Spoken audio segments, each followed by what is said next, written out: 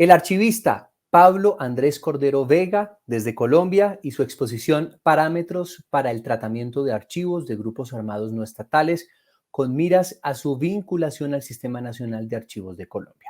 Él es profesional en ciencias de la información, bibliotecnología, documentación y archivística, así como tecnólogo en sistemas de información y documentación de la Fundación Universitaria para el Desarrollo Humano, UNIPAU. Magíster cum laude en Archivística, Historia y también Memoria de la Pontificia Universidad Javeriana. Técnico profesional en Archivística del Servicio Nacional de Aprendizaje SENA. Actualmente es miembro de la Sociedad Colombiana de Archivistas y de la Asociación Latinoamericana de Archivos SALA. Posee experiencia de más de 15 años en el campo archivístico. Doctor Pablo, lo escuchamos.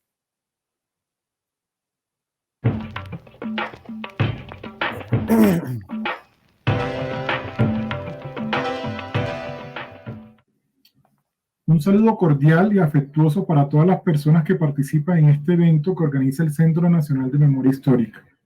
Aprovecho para agradecer a la Dirección de Archivos de los Derechos Humanos y en especial a su directora, Marcela Rodríguez, por la oportunidad de permitirme presentar la ponencia Parámetros para el tratamiento de los archivos de los grupos armados no estatales con miras a su vinculación al Sistema Nacional de Archivos de Colombia. Caso de estudio FAREPE. A continuación, la ponencia. En octubre de 2014, el Centro Nacional de Memoria Histórica organizó el Seminario Internacional Archivos para la Paz, Elementos por una Política Pública. En dicho evento, Gustavo Mioño, coordinador del Archivo Histórico de la Policía Nacional de Guatemala, presentó la ponencia El Archivo Histórico de la Policía Nacional de Guatemala y el Derecho a la Verdad y a la Justicia. Desde esa ponencia quedaron en mí 3 reflexiones relacionadas con los archivos y los derechos humanos, las cuales se activaron al momento de plantear mi investigación aplicada en mis estudios de maestría en archivística histórica y memoria. Las reflexiones fueron las siguientes. En primer lugar, no se debe asumir que los archivos relacionados con violaciones a los derechos humanos simplemente desaparecieron o fueron destruidos, pues muchas experiencias demuestran lo contrario. En ese sentido, se debe persistir en la búsqueda de pistas que lleven a reencontrar los archivos.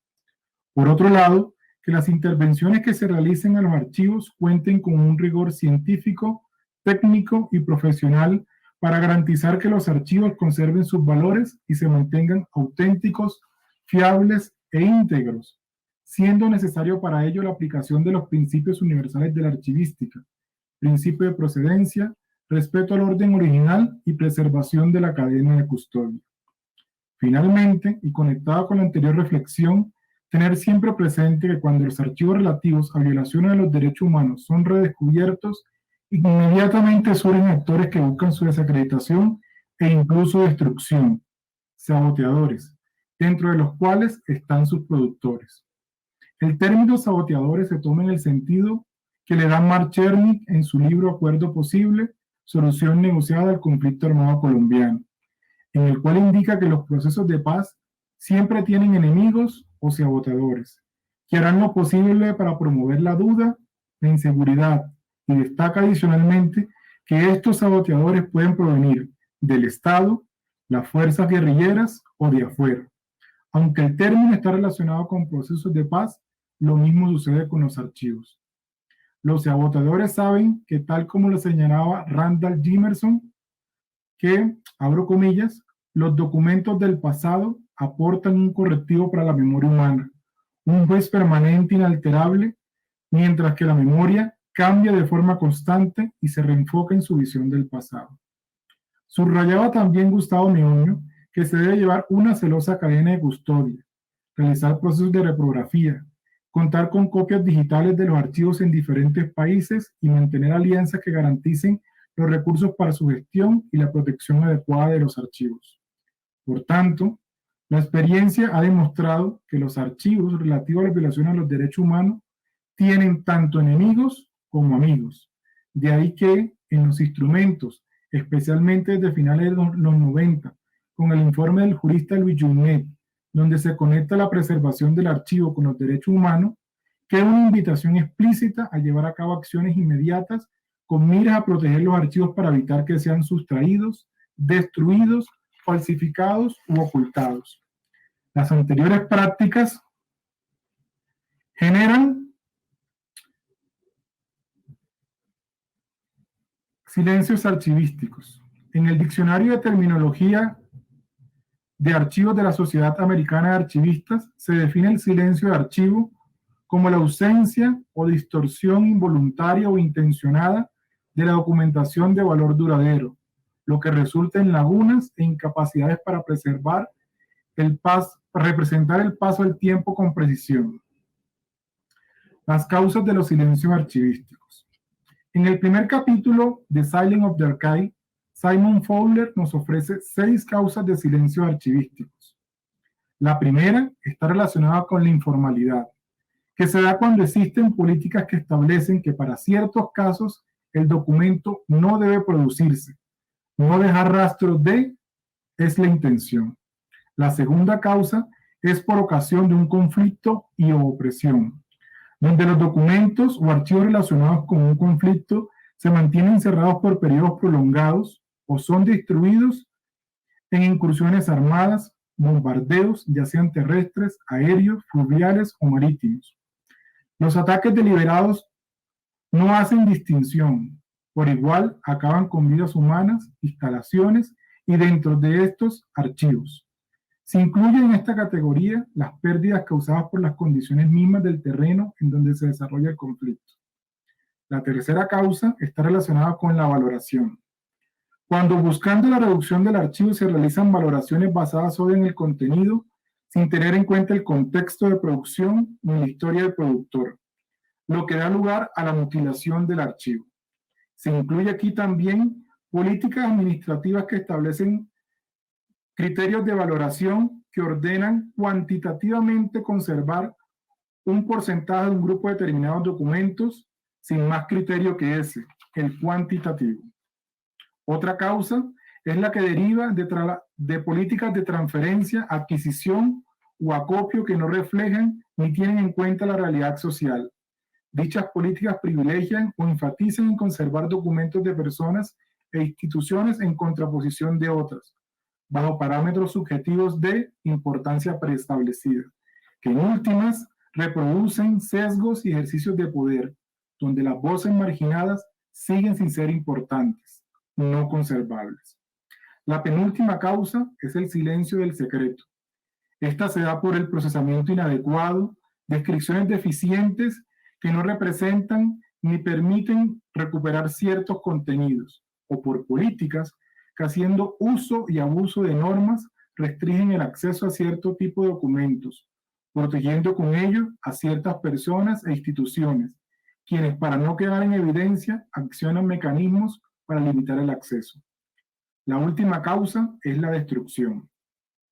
La destrucción intencionada de archivos o por descuidos limitan con relación a la información contenida en ellos derechos individuales y colectivos. Se dificulta la transparencia y la rendición de cuentas. En síntesis, se afecta la democracia y los derechos humanos que requieren una prueba documental. Silencios archivísticos, grupos armados no estatales y conflicto armado. De la tipificación de los silencios archivísticos se concluye que ellos son fruto de diferentes prácticas, ya sean institucionales, personales, culturales, normativas, etc.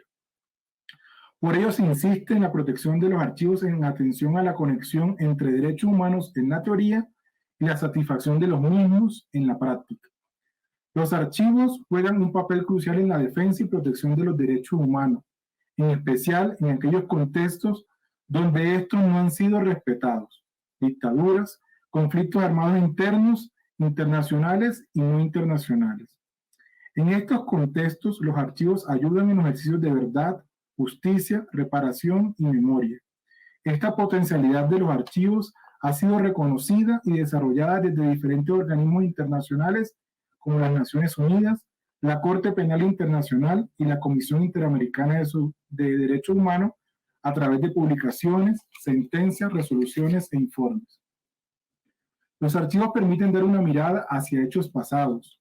En ellos se pueden encontrar las visiones y acciones de sus productores, que son actores sociales que tienen, según sea el caso, mayor o menor incidencia en ciertos contextos. Si hablamos de un contexto general en el cual la investigación aplicada, de la cual deriva esta ponencia, buscaba realizar un aporte, ese es el contexto transicional en que se encuentra Colombia, relacionado con el tránsito de los exmiembros de un grupo armado no estatal, las FAREP, a la democracia, y con ella la desarticulación de un actor armado del conflicto armado interno colombiano. Como se ha dicho, los archivos están asociados a los contextos, y el contexto armado colombiano es uno de ellos. En el contexto coexisten diferentes actores, dentro de los cuales predominan, entre otros, actores armados, estatales y no estatales. Por su parte, Mark Chernin definía la última transformación del conflicto colombiano, a partir de los años 60, como un conflicto multipolar, porque en él participaban diferentes actores, guerrillas, paramilitares y el Estado.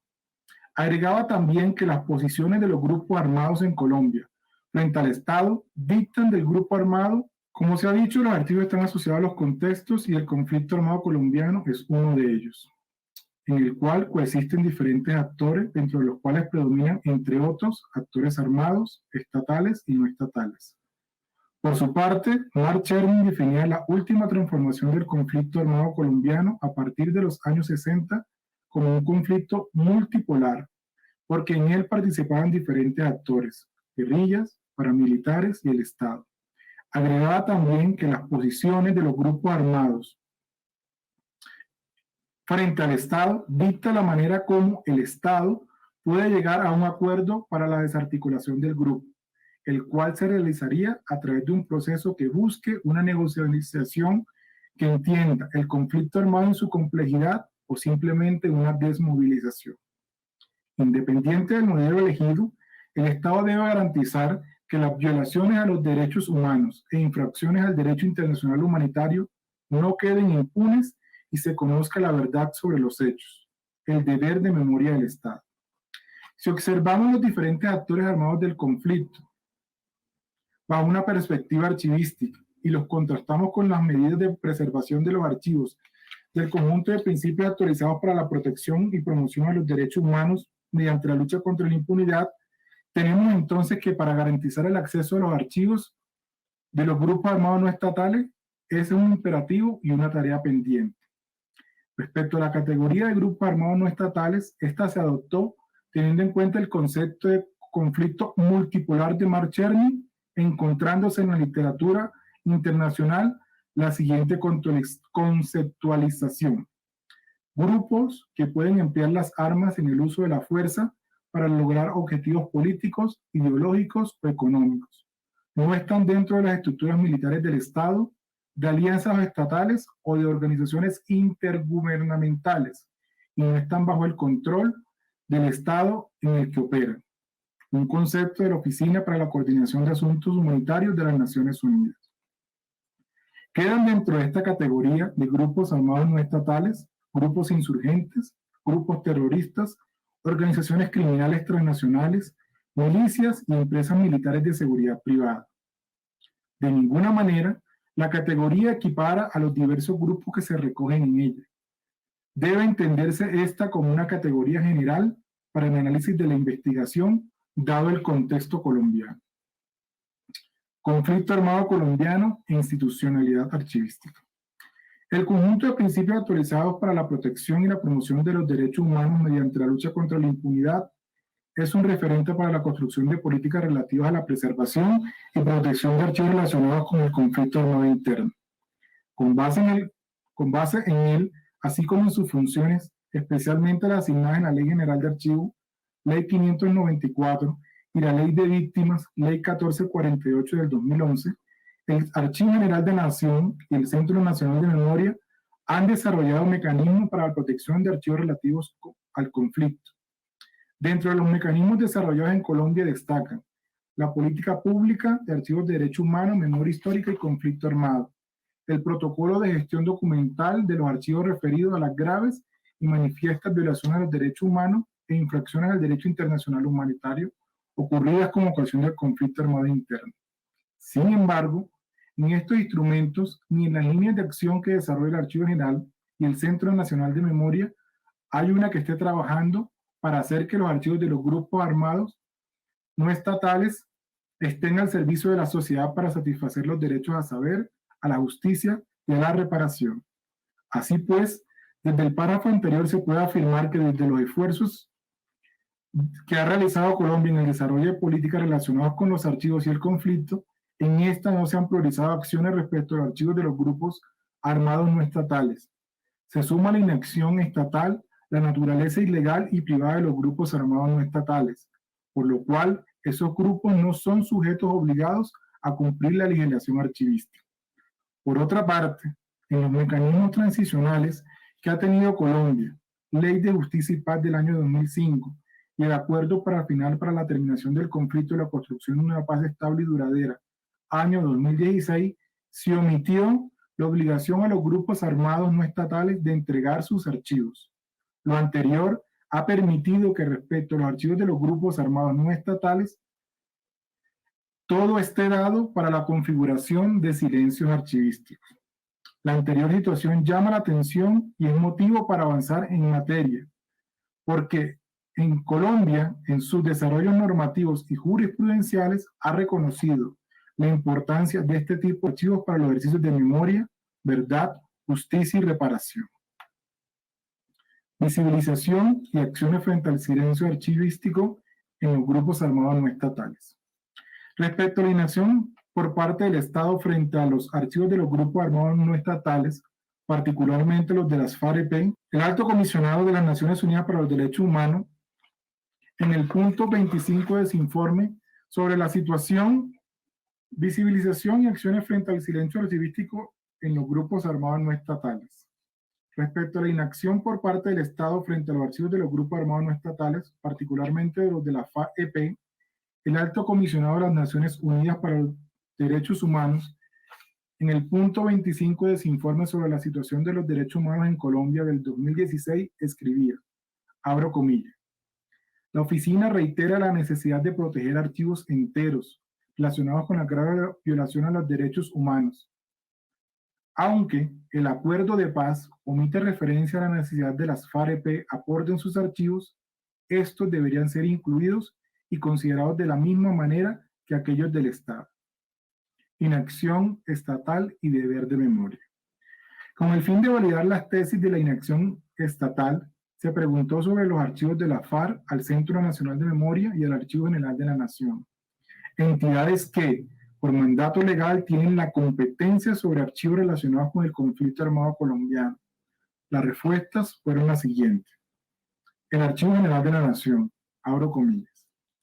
Según lo que se ha expuesto, se reitera que para que los archivos correspondientes a las distintas FARC sean susceptibles de actuaciones por parte del AGN, debe conocerse de su existencia, ubicación, conformación y además conocerse a los custodios, propietarios o responsables del acervo, y que se lleven a cabo solicitudes directas según sea el interés de las personas o entidades involucradas.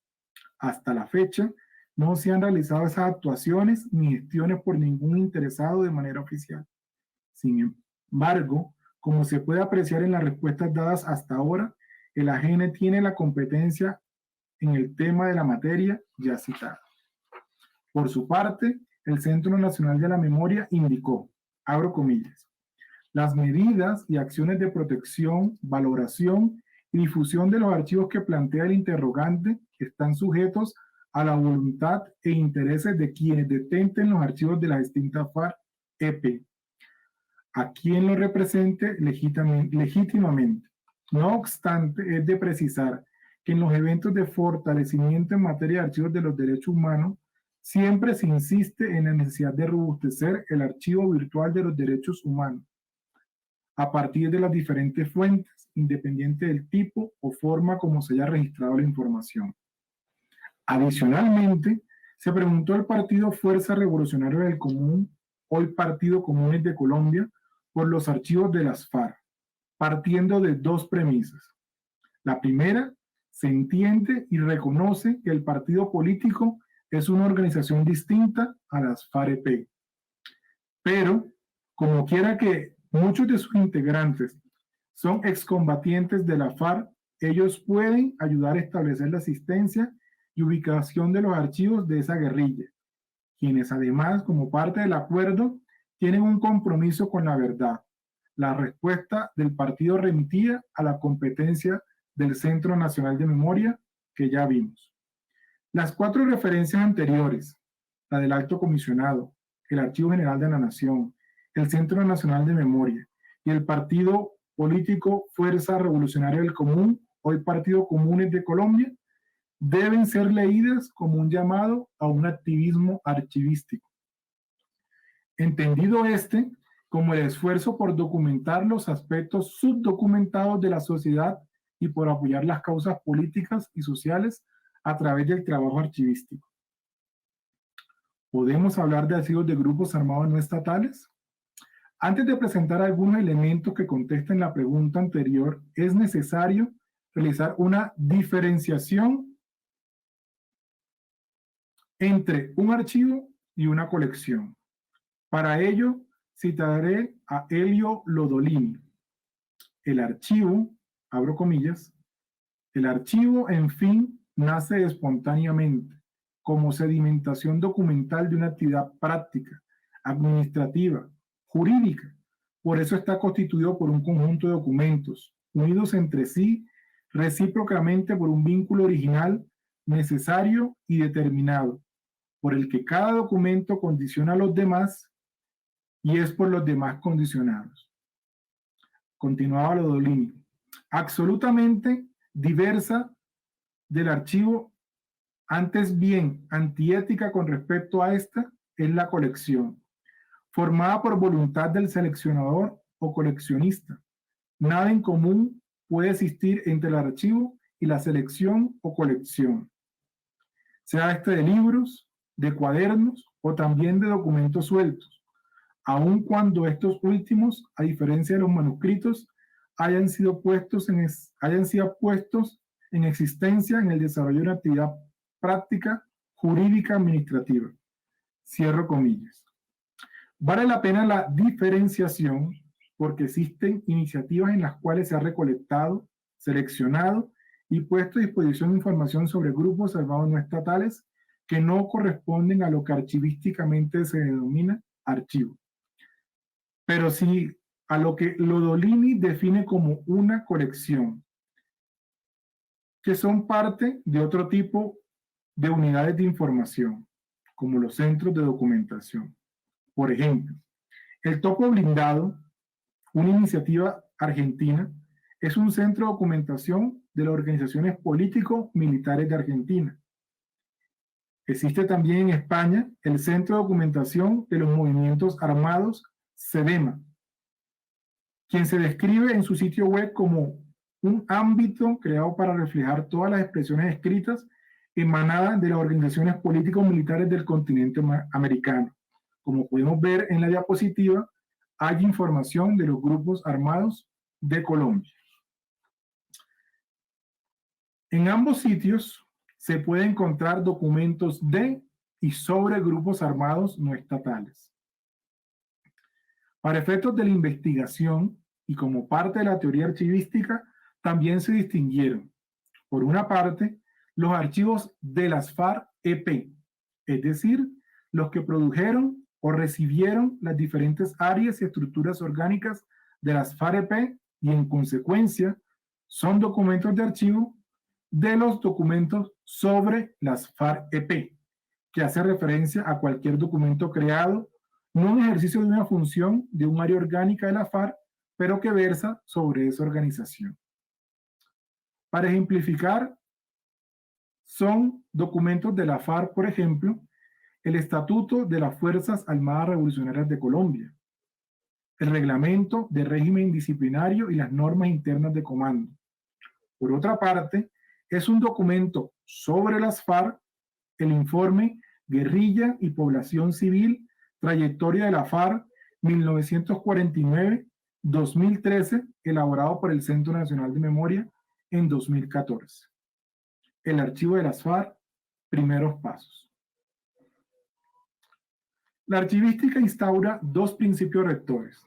El principio de orden original, que establece que la disposición de los documentos debe respetar la secuencia de los trámites que los produjo, y el principio de procedencia, que fija que los documentos producidos por una institución y sus dependencias no deben mezclarse con los de otros. De igual forma, los documentos producidos por las unidades de una organización no se mezclan con la de otras unidades de la misma institución. Adicional a lo anterior, y volviendo a la experiencia del Archivo Histórico de la Policía Nacional de Guatemala, en el informe presentado por Joseph Fernández Trabal, titulado El Archivo Histórico de la Policía Nacional de Guatemala, la experiencia archivística destaca como complementario al principio de procedencia el reconocimiento de la jerarquía, en la medida que éste permite establecer la cadena de responsabilidad y de mando, y al mismo tiempo reconocer el origen, el destino, el porqué y el para qué fueron creados los documentos. La observancia de los anteriores principios busca conservar la integridad de los archivos, garantizando así su valor testimonial y de prueba. Por otra parte, conocer al productor documental es fundamental y es la primera labor que debe realizarse antes de ir a la tarea de intervenir cualquier archivo. A esta labor previa se denomina identificación documental y su objetivo es conocer la institución productora, las áreas que producen documentos, así como los procedimientos administrativos que afectan dicha producción. Pese a las limitaciones para desarrollar esta investigación, entre otras, por el inacceso a fuentes digitales y archivos por cuenta de las restricciones de la pandemia, se logró, a través del material accedido, observar a la FARC-EP como un productor documental y con conciencia archivística. No obstante, antes de presentar algunos de los hallazgos, es importante resaltar que las FARC-EP tenían una vocación documental de vieja data, como lo destaca Gonzalo Sánchez, el director del Centro Nacional de Memoria Histórica, en el prólogo del informe Guerrilla y Población Civil, trayectoria de la FARC, 1949-2013. Abro comillas. Las FARC hablaban poco hacia afuera, pero todo lo documentaban. Y ello no solo por un cierto espíritu notarial, sino también por una interiorizada disciplina heredada quizás de los planes quinquenales soviéticos, que les permite hacer evaluación detallada del cumplimiento o no de sus planes estratégicos. Cierro comillas. En el sitio web de la FARC se lee, abro comillas, este es un intento por recolectar y recuperar la memoria histórica, colocarla a disposición del pueblo colombiano y del mundo como prueba del sacrificio de más de medio siglo de un pueblo en resistencia. Cierro comillas. Pese a la anterior intención manifiesta por parte de la FARC en su sitio web, es de relevancia destacar que, como era de esperarse y como sucede con cualquier organización, incluso legal, no toda su producción documental está disponible. Tomando como base la experiencia argentina del topo blindado, se tomó contacto con su coordinador, Gabriel Robb, para hacer unas preguntas, para tratar de establecer qué tipo de documentos habían identificado ellos que producen los grupos armados no estatales. De la clasificación, se puede afirmar que los grupos armados no estatales producen documentos con vocación pública y otros con restricciones de acceso, incluso para los mismos. En la diapositiva vemos el esquema. Producen documentos públicos, documentos de consumo exclusivo para la organización, documentos administrativos y documentos de inteligencia. La clasificación dada por Gabriel Robb es una categorización por tipos documentales relacionados con el nivel de acceso y restricciones. Los impactos que suponen que personas ajenas al grupo accedan a los documentos no públicos fueron observadas también en la siguiente referencia. El diario Marquetalia Resistencia de Jacobo Arenas. Jacobo Arenas, integrante del Estado Mayor de las Fuerzas Armadas Revolucionarias de Colombia, hacía alusión a los documentos de la FARC y su acceso así. Abro comillas. El 7 de julio, las tropas asaltaron 2 caleteríos sobre el cañón de la Albania, pero no encontraron nada. Ese día escuchamos por la radio que el ejército había encontrado documentos muy importantes en Marquetalia. Efectivamente, allí, por física desidia, alguien había dejado abandonados unos cuantos papeles que creyó sin importancia, sin comprender que con ellos se nutre la inteligencia enemiga. Cierro comillas. Las FARC-EP, dadas las condiciones extremas de los terrenos donde operaban, tenían ciertas medidas para la protección y conservación de sus documentos, como las cajas emparafinadas.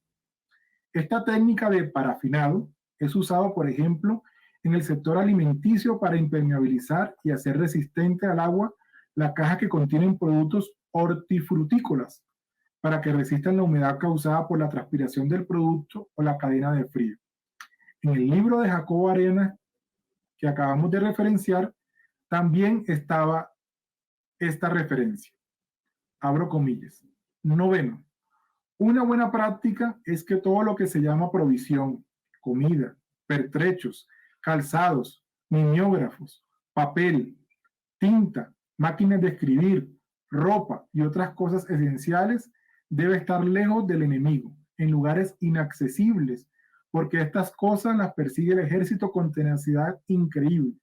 Asimismo, documentos, cartas, papeles, etcétera, deben ser guardados en cajas emparafinadas y si esto no es posible, destruirlos. Es muy grave que estos documentos caigan en manos del enemigo. Esto lo busca el enemigo por todas partes. Para ello representa un hallazgo excelente que le suministra información que no puede tener de otra manera. Cierro comillas. Por último, de los textos extraídos del libro de Jacobo Arenas, se colige que lo primero era la protección del documento, es decir, que éste permaneciera.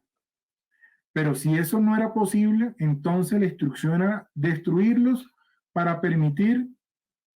no permitir el acceso a ellos por parte del enemigo.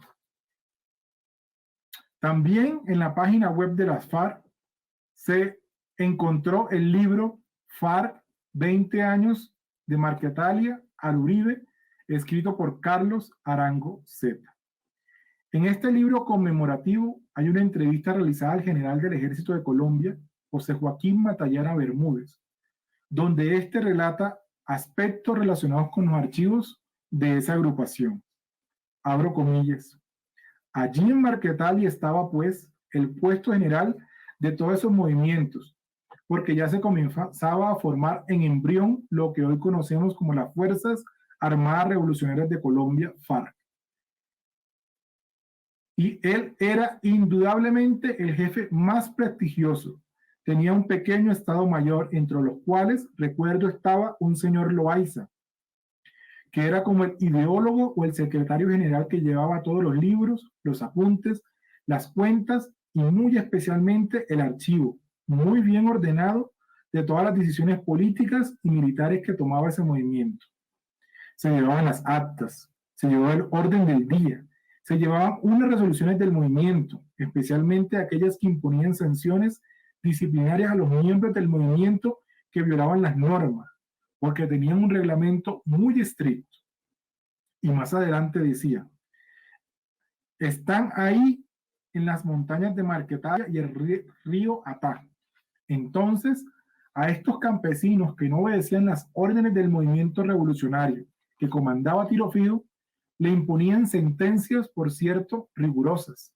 Estas no son elucubraciones, sino documentos que se encontraron en el archivo valiosísimo que yo capturé en el segundo día de la operación de toma de Marquetalia. Lo narrado por el general Matallana corresponde al año 1964. Dicha referencia permite hacer dos inferencias. Primero, enlazarlo con lo indicado por Gonzalo Sánchez, que las FARC todo lo documentaba. Adicionalmente, puede ser aprovechado para establecer, eso sí, no desde una técnica archivística, algunos tipos documentales, por ejemplo, acta orden del día, resoluciones, reglamentos, sentencias. Y segundo, que hay documentos de las FARC en poder de instituciones estatales desde esa época, 1964. Otro libro conmemorativo de las FARC-EP es el libro 50 años en foto de la resistencia de un pueblo. En su contraportada se indicaba que las fotos del libro procedían del archivo de las FARC e de Internet y adicionaban lo siguiente, abro comillas. Se ha realizado en la mayoría del material fotográfico un arduo trabajo de restauración, después de largos años de permanecer guardado, encaletado, se dice en la guerrilla, en general enterrado en algún lugar de la selva. De la referencia al trabajo de restauración se puede extraer otro medio de conservación usado por la FARC-EP para proteger sus documentos adicional al que ya vimos, el del emparafinado, en este caso, las caletas. En Colombia, el término caleta refiere a un lugar donde se guarda o esconde algo. Invita a preguntarse ello, ¿cuántos documentos de la FARC permanecen hoy en caletas? Si bien en la investigación no fue posible la aplicación de una exhaustiva metodología archivística para la identificación documental de la FARC, lo poco observado sí permite constatar desde la propia voz de la FARC que esa organización guerrillera era un productor documental y tenía un archivo, tal vez atomizado por las dinámicas de la guerra, pero que hoy no está disponible para el esclarecimiento del conflicto armado y sobre el cual se requiere hacer grandes esfuerzos para garantizar su protección, tratamiento y acceso. Una de las medidas procedentes para que ese archivo sirva para esclarecer el conflicto, así como la satisfacción de los derechos de las víctimas, es que los exmiembros de esa guerrilla, como contribución a la verdad, ayuden a establecer dónde están los documentos de las FARC-EP, por ejemplo, dando datos sobre las caletas, así como entregando cualquier documento de las FARC que posean, adicionando a ello un contexto de su producción si lo tienen.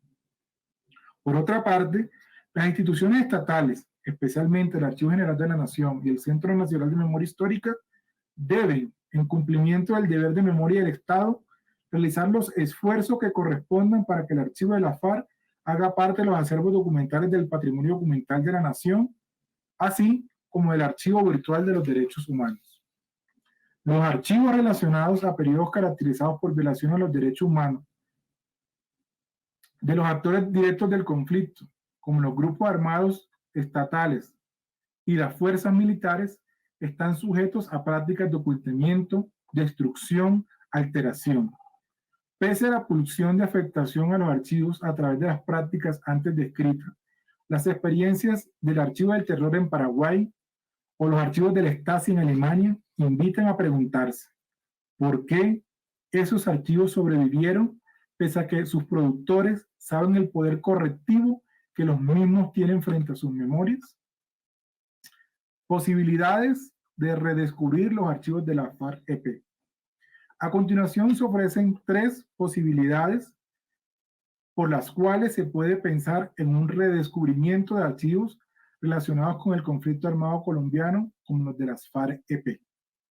La primera lo ofrece Elizabeth Jelling en su libro Los archivos de la represión, documentos, memoria y verdad, quien al referirse a los archivos de la represión, es decir, a los producidos por los regímenes dictatoriales, anota que el régimen estaba tan convencido de su longevidad en el tiempo, su legitimidad burocrática o de su poder, así como su capacidad de permanecer impune ante cualquier incriminación y que por ello no tenía urgencia de destruir los documentos que dan cuenta del accionar represivo, clandestino e ilegal de su régimen. Misma teoría aplica entonces para los grupos armados no estatales. La segunda hace referencia a que, dada la poca importancia que se les dan a los archivos dentro de las organizaciones, sucede que en algunos casos existe un miembro con alguna conciencia archivística, fruto tal vez de un arraigo particular con la organización o con un gran interés en la historia, que va acumulando y conformando con documentos de la organización un archivo sobre el cual la organización no ejerce control y frente a los cuales los demás miembros son indiferentes.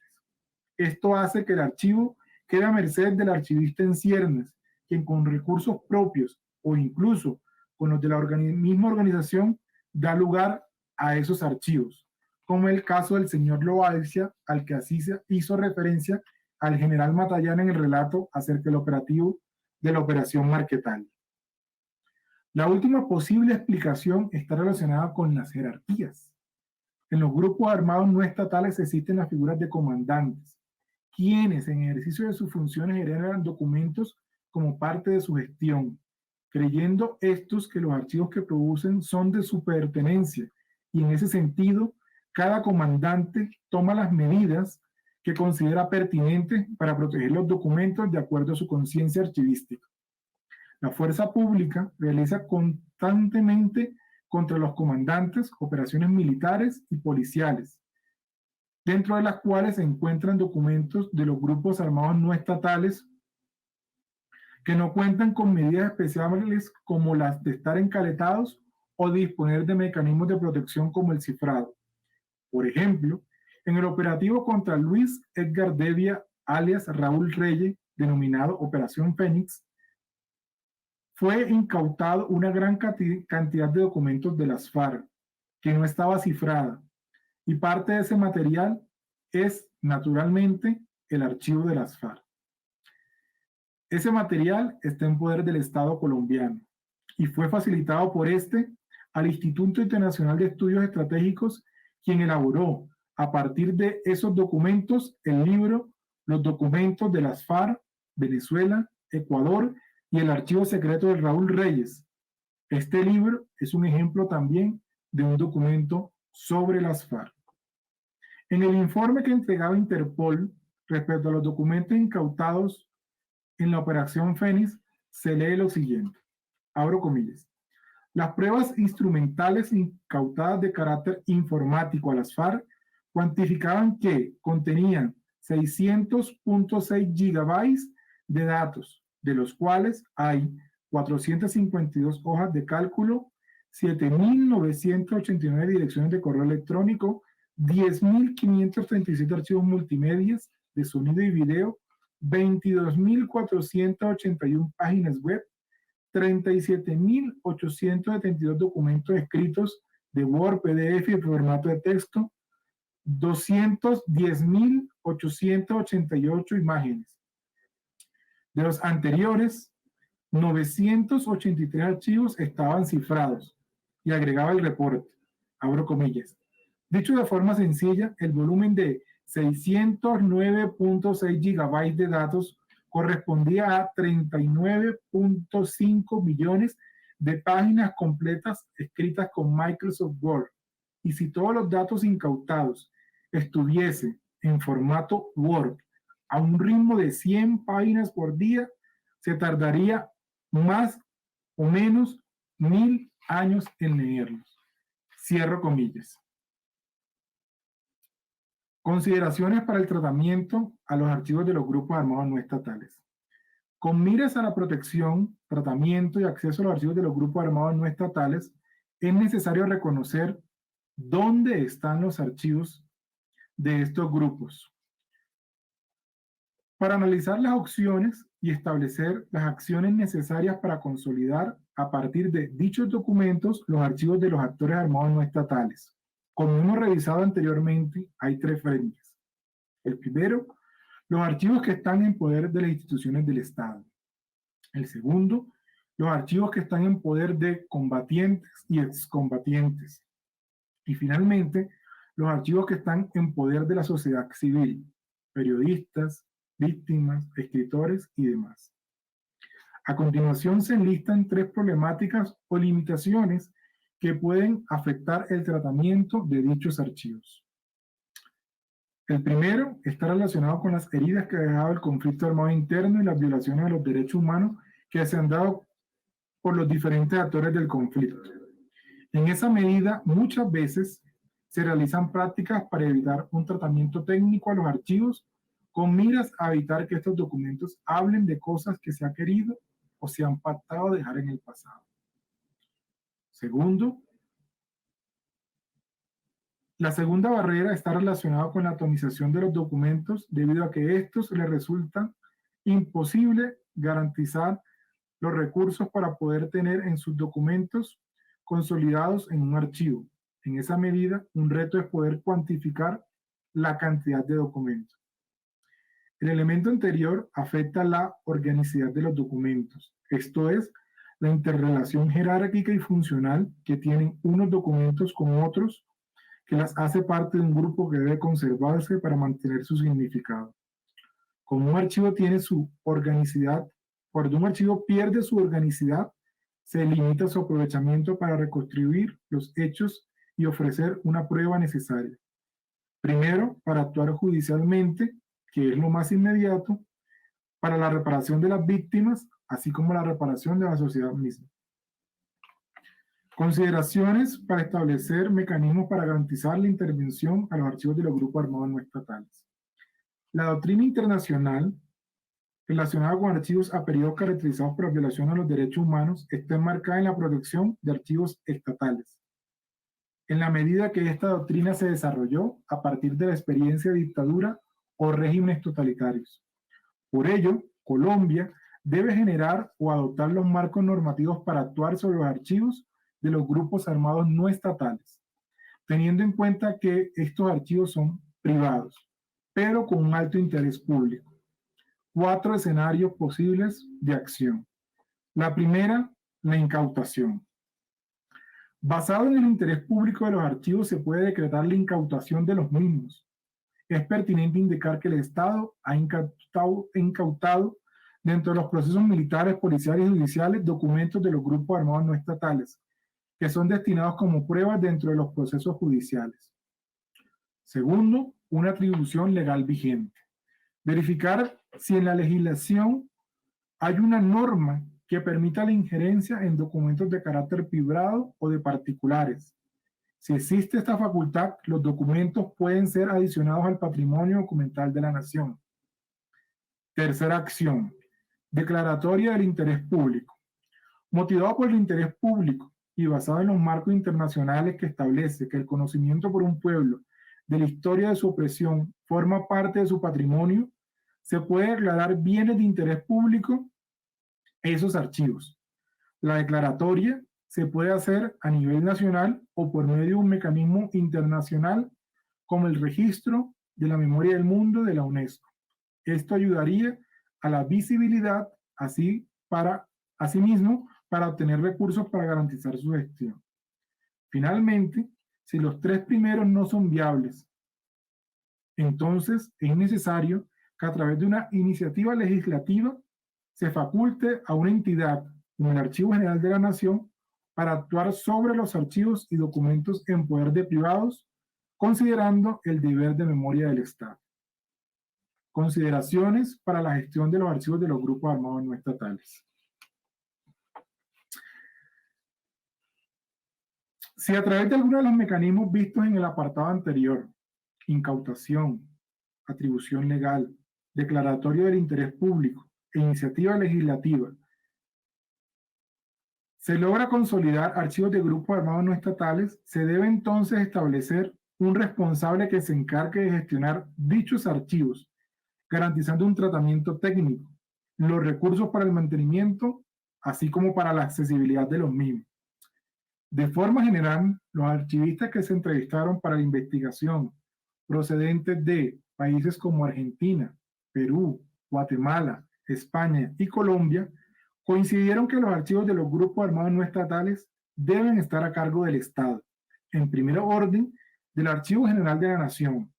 Algunos sugirieron también al Centro Nacional de Memoria. Por otra parte, uno de los entrevistados consideró que el Estado debe contribuir a la manutención y accesibilidad a esos archivos, asesorar técnicamente y proveer recursos materiales y económicos para ello, pero que la administración debe correr por cuenta de una institución definida en consenso con el grupo armado, estableciendo así un modelo para garantizar el acceso plural sin que ninguna de las partes restringe el acceso por consideraciones políticas. Finalmente, presento unas consideraciones para acciones inmediatas para el tratamiento de los archivos de los grupos armados estatales con mira a vincularlos al Sistema Nacional de Archivos de Colombia. Estas se dan a las siguientes entidades. Al Archivo General de la Nación, que desarrolle desde sus competencias los mecanismos normativos para ordenar a las entidades del Estado para que identifiquen en su archivo los documentos y archivos de los grupos armados no estatales y realicen una descripción detallada de los mismos. Segundo, que a partir de los documentos de los grupos armados no estatales identificados en los archivos estatales, se propicie la realización de la identificación documental por cada uno de los grupos armados no estatales, estableciendo una historia institucional, los organigramas de los grupos, las áreas productoras, las funciones y demás elementos que permitan caracterizar la producción documental de cada uno de estos grupos. Finalmente, que se analice y se viabilice la declaratoria de los archivos de los grupos armados no estatales como bienes de interés cultural de carácter documental archivístico. Al Ministerio de Cultura, para que en articulación con el Archivo General de la Nación genere incentivos para que los excombatientes de los grupos armados no estatales, así como la sociedad civil, aporten los documentos que tengan para que, haciendo uso de herramientas tecnológicas y respetando los postulados archivísticos, se forme un archivo de cada grupo. Al Centro Nacional de Memoria, para que actualice la política pública de archivos de derechos humanos, memoria histórica, conflicto armado, priorizando dentro de ellos los archivos de los grupos armados no estatales. Y que en los eventos de fortalecimiento en materia de archivos de derechos humanos se desarrolle una línea exclusiva para trabajar con los archivos de los grupos armados no estatales. Asimismo, al Partido Político Comunes, que incentive a los miembros de la Fuerza Armada Revolucionarias FARC-EP que hagan parte de dicho partido para que entreguen al Archivo General de la Nación o la entidad que se designe en original o en copia los documentos que contengan que tengan sobre las extintas FARC y suministre información sobre la ubicación de otros documentos. A la Jurisdicción Especial para la Paz, para que en desarrollo al derecho de la verdad, las garantías para la preservación, protección y acceso a los archivos de derechos humanos, y en ejercicio de sus competencias relacionadas con la promoción y protección de información en riesgo de daño, destrucción o alteración, decrete medidas cautelares sobre los archivos de los grupos armados no estatales y en especial de las FARC-EP, ordenando a los excombatientes de esa guerrilla que entreguen las ubicaciones y documentos como muestra del compromiso de la paz, así como el compromiso de la verdad. Y finalmente, se invita a la Fiscalía General de la Nación para que, así como ha permitido exhibir documentos de los grupos armados no estatales en su museo histórico, también permita la consulta de estos documentos como lo que son documentos de archivo, usando para ello medios tecnológicos que permitan un mayor acceso. Asimismo, facilite que estos archivos sean sujetos del proceso de identificación por la entidad archivística responsable, el Archivo General de la Nación. Finalmente, quisiera agradecer la oportunidad de participar en este evento para poner en cuestión esto que se denomina en la ponencia como silencios archivísticos relacionados con archivos de los grupos armados no estatales. Muchas gracias.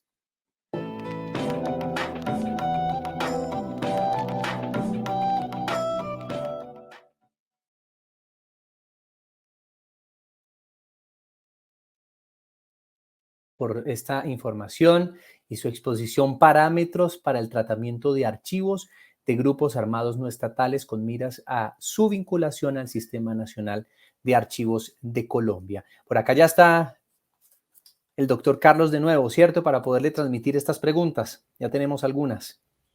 ¿Cómo está, doctor? ¿Cómo me le va? Buenos días, José, ¿cómo estás? ¿Cómo va el Muy evento? buenos días para usted.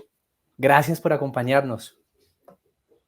Soy todo oídos y muchas gracias al Centro Nacional por la invitación, por este espacio para reflexionar frente al papel que tienen los archivos frente a la protección de los derechos humanos y aquí esperando las preguntas para dar respuesta a los cuestionamientos que tenga el público. ¿Qué tal le ha parecido estos días de seminario, doctor? Permítame antes de transmitirles las preguntas de la gente.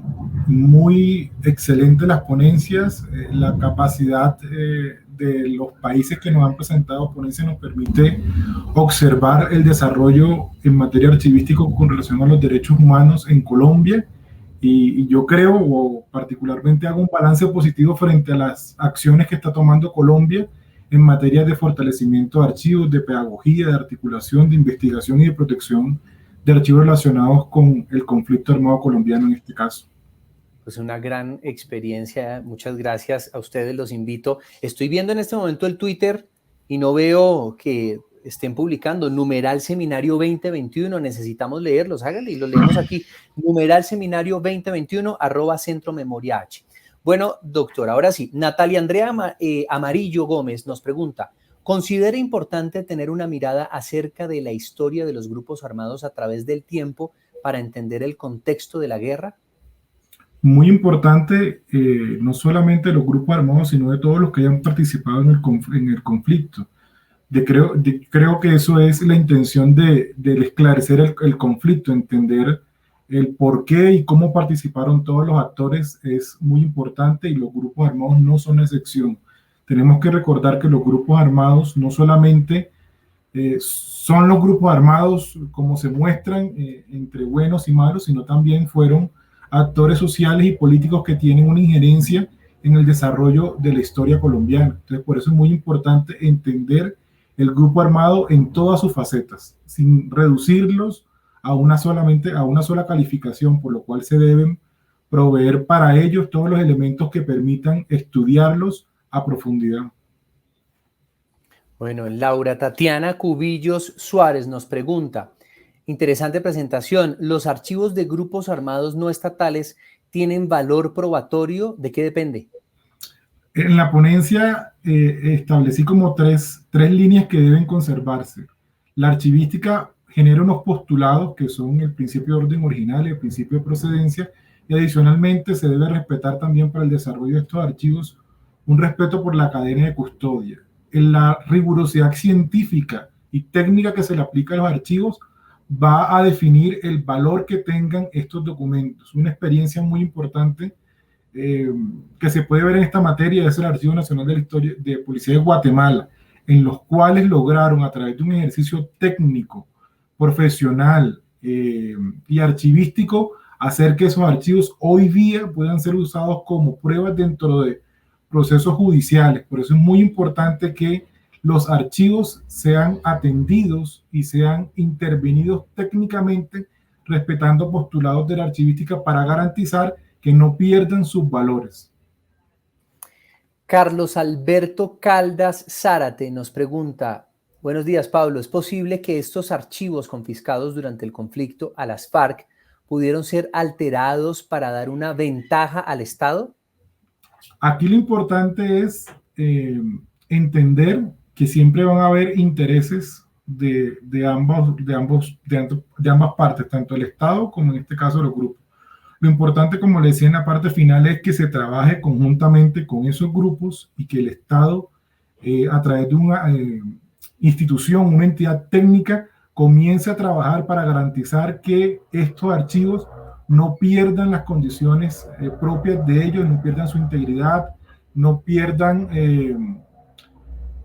su valor que tienen. Entonces es importante que estos archivos o estos documentos sean tratados técnicamente y puestos a disposición con el mayor número de acceso para que puedan ser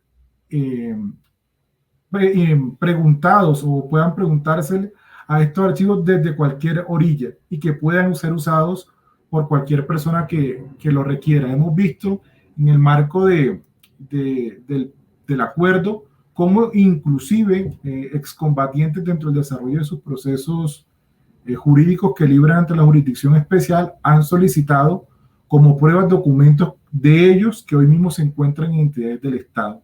Entonces, lo importante es un tratamiento técnico que garantice que todas las partes puedan acceder en igual de condiciones a estos documentos, y ya luego los usos y condiciones y preguntas que le hagan a estos archivos ya dependerá de los intereses propios de la investigación que el que se accede a los documentos quiera tener. Perfecto, doctor. Jonathan Alexander Hoyo Sepúlveda nos pregunta, según lo documentado como parte de la investigación, la dirigencia del partido político FARC, Hoy Comunes, reconoce la competencia del Centro Nacional de Memoria Histórica para recibir e integrar los archivos de su pasado de violaciones a los derechos humanos e infracciones al DIH. Bueno, cuando se le preguntó en su momento, porque la investigación cuando se realizó, pues el partido tenía el nombre de Fuerza Alternativa Revolucionaria del Común, lo que nos dijeron o lo que me respondieron es que ellos no tenían que atender la petición y que me remitiera a las competencias del Centro Nacional de Memoria.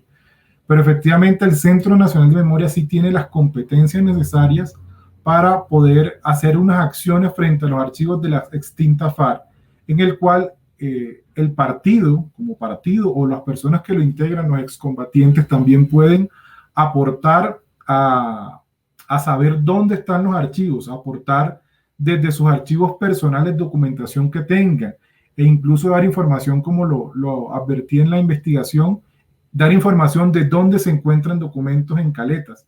Como vimos en el documento del conmemorativo de los 50 años, para realizar ese libro se desenterraron, por decirlo de alguna manera, documentos que estaban encaletados. Así, de esa manera pueden haber otros documentos, y yo creo que es una buena señal que los excombatientes y el partido ayuden en esa labor. Perfecto, doctor. María José Otero Alarcón tiene varias preguntas. Dice, buenos días, muy buena conferencia y me surgen 3 preguntas, así que si le parece le voy a hacer una por una para que las vayamos resolviendo. Primero, ¿qué tipo de documentos creaban y conservaban estos grupos armados? Pues como le dije en la ponencia, establecer un tipo documental desde la técnica archivística requiere realizar diferentes labores que se hacen a partir de la identificación documental. Sin embargo, a la luz de lo que uno lee y lo que uno puede observar, existen unos documentos como manuales, manuales operacionales, órdenes del día, resoluciones, proyectos que se están viendo ahí. Si alguno tiene la posibilidad de algún momento visitar el Museo Histórico de la Policía, perdón, el Museo Histórico de la Fiscalía en Colombia, se va a dar cuenta que hay una sala relacionada con las FARC, y ahí, si entra a ese museo con una mirada archivística, va a poder encontrar muchos documentos de archivos que producían las extintas FARC. Como cuando yo visité, pues pude darme cuenta de los informes de diferentes categorías, informes operativos, informes financieros, informes administrativos, pero lo importante aquí es comenzar a trabajar desde la archivística, desde el activismo archivístico que llamo yo en la ponencia, a trabajar, a identificar desde una técnica archivística y con el apoyo de diferentes disciplinas, a identificar qué documentos creaban, y inicialmente establecer cuáles eran las organizaciones productoras. Uno puede ver, digamos, que tenían oficinas relacionadas que se podía equiparar con una dirección financiera. Aparte tenían comisiones, como la Comisión Internacional, que tenían la FARC, que en este caso manejaba el señor Devia, que fue de ese gran material incautado relacionado en la operación Fénix, y por eso de ahí se pudieron establecer la relación de la FARC con otros estados. Entonces, en esa medida, los tipos documentales variarán o se podrán determinar aplicando una técnica, pero haciendo lectura de los documentos que uno ve en el museo, uno puede darse una idea de qué tipos de documentos producían las diferentes organizaciones internas de las FARC. La segunda pregunta de María José, ¿qué tan buena era la conservación de estos elementos en las cajas parafinadas que usted nos menciona, ya que realmente estas son para alimentos? Pues esa era una técnica. El emparafinado no es más que aplicar una sustancia que aísla la humedad, yo creo que en una aplicación era una técnica de conservación que bien usada podía hacer que los documentos tuvieran un periodo de conservación mayor, y como lo dice María José, efectivamente es una técnica que se usa para el emparafinado, pero también es una técnica que se usa en otros aspectos. Las personas que, no sé, les gusta el camping o que tuvieron algún aspecto con la aventura, siempre recomiendo que cuando uno va a camping, por ejemplo, las cerillas, los fósforos, le aplique vela o la parafina para protegerlo, y eso hace que el documento, en este caso el cerillo, no se humedezca y pueda ser utilizado. Entonces es una técnica. ¿Qué tan buena o qué tan mala funcionaba? No lo sé. Lo que yo sí puedo decir es que a partir del libro donde hablan de las fotos, si estas fotos que estaban encaletadas tenían, no en este caso parafinado, sino otra medida de conservación, al final se lograron restaurar y ponerse a disposición en ese libro como ellos mismos lo establecen en su contraportada. Mire, pues no solamente se aprende de archivos, sino tips para camping. Buenísimo, sí. No sabía. Mire, y la tercera que nos hace María José dice, ¿dónde puedo encontrar mayor información sobre estos temas? Bueno, en el desarrollo de la investigación, muy poco encontré archivos relacionados con los grupos armados. En este caso, pues invitar a consultar inicialmente, si así lo tienen a bien, la investigación completa de la cual deriva la ponencia, que la pueden encontrar con el mismo nombre de la ponencia que realicé así. Se encuentra en el repositorio de la Universidad Javeriana acá en Colombia.